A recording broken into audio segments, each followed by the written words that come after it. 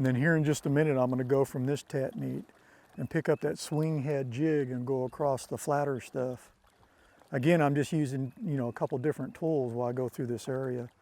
I'm just not throwing the same rig. And all of us, in the course of a day, that's the way we fish. I mean, you'll see guys will have multiple rods laid out on the deck, and very rarely do they all have the same lure tied on. They have multiple lures tied on, crankbait, jerkbaits, or whatever. That allows the angler to kind of pick up a different technique as he goes through the area to basically further maximize, his efficiency in an area. And once you get the fish dialed in, then you can kind of start staying with one technique. You don't have to fish all the water, because once you figure out what they're doing, you can just fish the stretches. Basically, that's what we call running a pattern. And the more you fish, the more fish you catch, the more refined that pattern should become.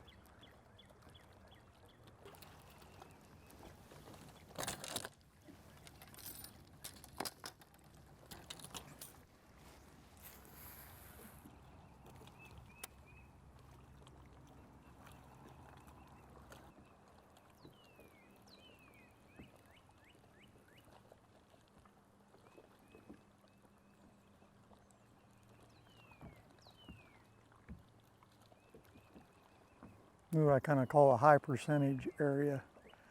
Right here is where the transition kind of starts from the bluff to the flatter stuff. You can still see some dark spots down there where you got big boulders as that bluff kind of breaks up.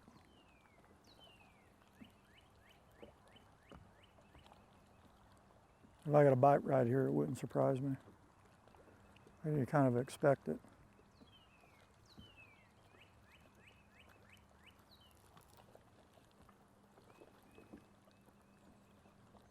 Got him. Yeah, buddy, I got you that time.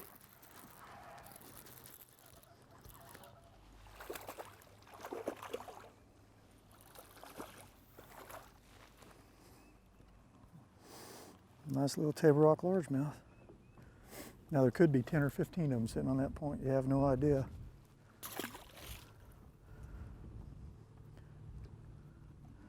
See, now you wonder, you miss one, you throw it back out and you catch one.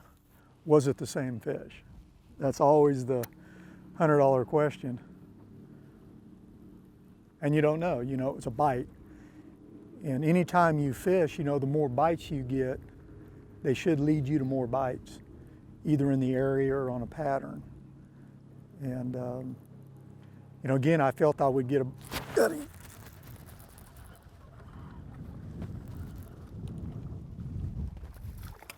spotted bass. And I lost him too. I mean,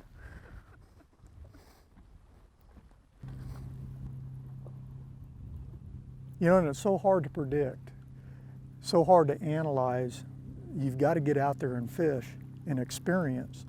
And once you're on the water and you start experiencing the conditions and live in the moment, getting the bites, then you can start piecing the puzzle together.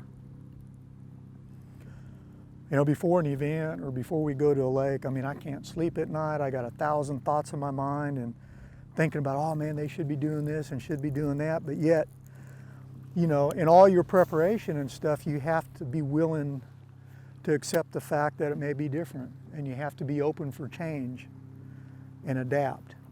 And that's what most of our guys are so good at, is being able to take all those pre-thoughts, throw them away, and start, scratch. Just go fishing. Check us out at wired2fish.com.